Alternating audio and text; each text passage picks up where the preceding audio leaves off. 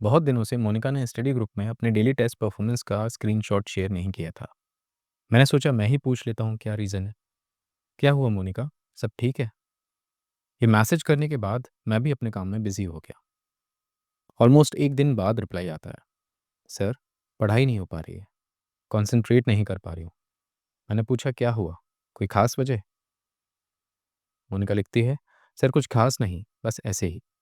मुझे लगा जैसे वो कुछ छुपा रही थी। मैंने कहा फ़ोन करो मुझे। करीब आधे घंटे बाद उसका फ़ोन आया। एक दो बार ऐसे ही इधर उधर की बातें करने के बाद फाइनली उसने बताया कि सर एक लड़का है। जैसे हमारा इंग्लिश का स्टडी ग्रुप है ना, वैसे ही एक दूसरा स्टडी ग्रुप है, वहाँ मिला था ये। पहले तो नॉर्मली बात होती रही पढ़ाई से रिलेटेड, बट सर अभी मुझे लग रहा है मेरा पूरा टाइम वहीं जा रहा है। बात बात पर हमारी लड़ाई हो जाती है, और जब वो मुझे कुछ गलत बोल देता है मैं पूरा दिन उसी थॉट प्रोसेस में उलझी रहती हूँ कि आज मैंने क्या गलत कर दिया। उसने बताया उन दोनों की कोई मीटिंग नहीं हुई आज तक। स्टिल मोनिका उस लड़के की बातों को लेकर बहुत देर तक बस सोचती ही रहती है, चाहे वो कोई क्लास अटेंड कर रही हो या फिर मॉक दे रही हो। लैपटॉप स्क्रीन सामने ओपन तो रहती है, पर उसका पूरा दिमाग डिस्ट्रैक्टेड रहता है। फाइनली जब मोनिका ने अपनी बात खत्म की, मैंने पूछा, प्रायोरिटी क्या है मोनिका, वो लड़का या बैंकर बनना?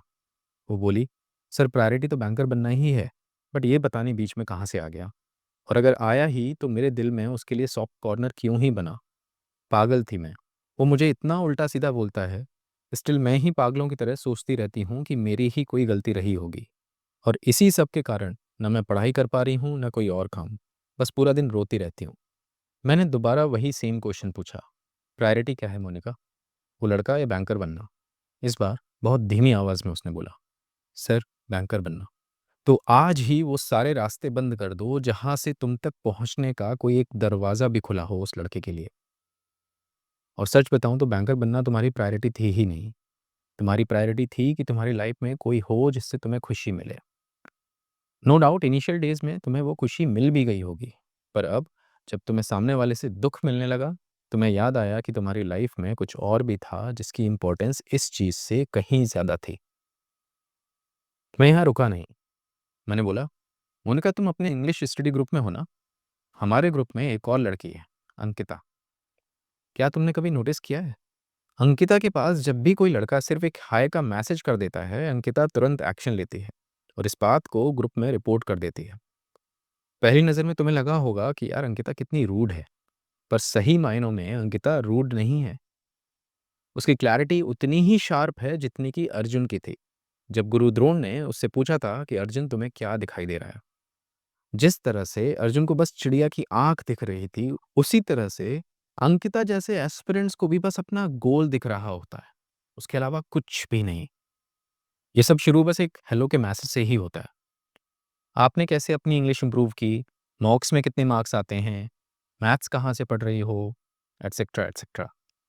अंकिता ने जैसे ठान रखा हो, बच्चे तुम्हारी इंटेंशन चाहे जो भी हो, मैं मेरी इंटेंशन बता दूं, you are not required at all. Exam crack करना जैसे उसके लिए एक ड्रीम से बढ़कर एक रिस्पॉन्सिबिलिटी हो, एंड इन सब डिस्ट्रैक्शन से दूर रहना उसी का एक हिस्सा है। सच बोलूं मोनिका, तो अंकिता जैसी क्लैरिटी और डेडिकेशन अगर हर एस्पिरेंट में हो ना, सक्सेस सिर्फ एक गोल नहीं बल्कि एक सर्टेनिटी, निश्चितता बन जाएगी। अब आप में से कई लोग बोलेंगे कि सर हर रिलेशनशिप ऐसा नहीं होता।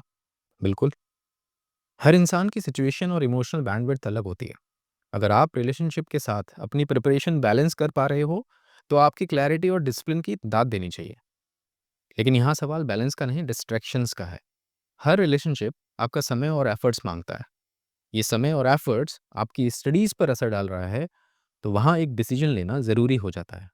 प्रायोरिटी तभी सही बनेगी जब आपका फोकस और एनर्जी वहीं हो जहाँ उसकी सबसे ज़्यादा ज़रूरत है।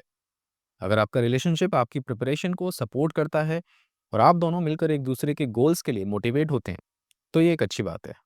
लेकिन अगर वो आपके करियर के रास्ते में रुकावट बन रहा है, तो वहाँ सेल्फ रिफ्लेक्शन ज़रूरी है। मोनिका को शायद मेरी बात समझ आ गई थी।